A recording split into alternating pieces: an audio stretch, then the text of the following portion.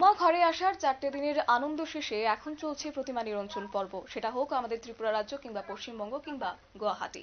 অবশ্যই ক্ষেত্রে আজও চলছে প্রতিমা নিরঞ্জন। গতকাল ছিল দশমী, তারই মধ্যে ব্রহ্মপুত্র নদের তীরে প্রতিমা নিরঞ্জন পর্বের আজ ছবি ধরা পড়েছে। কয়েক লক্ষ মানুষ সেই অর্থে জমায়েত হয়েছে প্রতিমা নিরঞ্জন পর্ব দেখার জন্য। প্রায় 150টি প্রতিমা নিরঞ্জন হবে পান্ডুয়া পোর্টে, এমনই কিন্তু জানা গেছে। যাবো বিস্তারিত, আমাদের সঙ্গে যুক্ত হয়েছে প্রতিনিধি সোমনাথ মুখোপাধ্যায়। সোমনাথ, কি জানতে পারছো বিস্তারিত তথ্য যদি তুলে ধরো।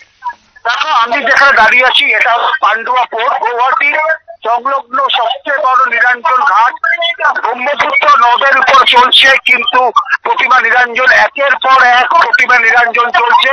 এখানকার প্রশাসন সূত্রে জানানো হয়েছে যে প্রায় 150টি প্রতিমা কিন্তু নিরঞ্জনের কাজ হবে আজকে সারা রাত ধরে। ইতিমধ্যে কিন্তু প্রায় 20 থেকে 25টি প্রতিমা নিরঞ্জন হয়ে গেছে।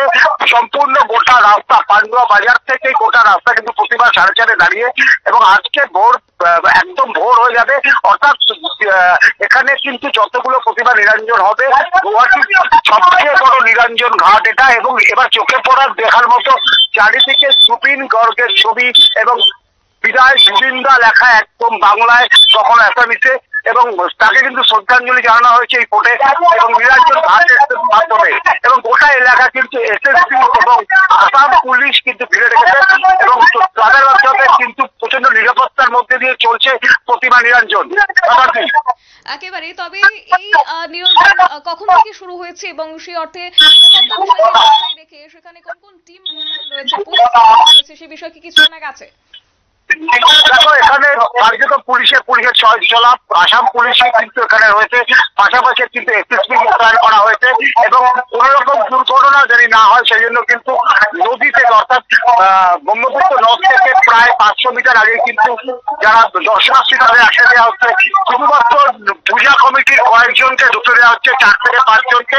তারপরে প্রতিমা নিরঞ্জন করছে কিন্তু আসাম সরকার নিজে। এই মুহূর্তে আমি এখানে দাঁড়িয়ে দেখতে পাচ্ছি যে আসামের উচ্চপদস্থ আধিকারিকরা কিন্তু ঘটনাস্থলে রয়েছেন এবং আজকে বিকাল থেকে কিন্তু শুরু হয়েছে প্রতিমা নিরঞ্জন। আজকে ভোর অবধি হবে এবং আগামীকালও কিছু প্রতিমা নিরঞ্জন হবে বলে কিন্তু জানা যাচ্ছে। একেবারে ধন্যবাদ। আপনারা শুনলেন, অর্থাৎ আজ 150টি প্রতিমা নিরঞ্জন হওয়ার কথা রয়েছে। সারা রাত ধরে চলবে প্রতিমা নিরঞ্জন পর্ব এবং তা দেখতেই ইতিমধ্যে ভিড় জমিয়েছেন দর্শনার্থীরা। পাশাপাশি আগামীকালও বেশ কয়েকটি প্রতিমা নিরঞ্জন হওয়ার কথা রয়েছে। নিয়ে নিচ্ছি ছোট্ট একটি বিজ্ঞাপন বিরতির, সঙ্গে থাকুন।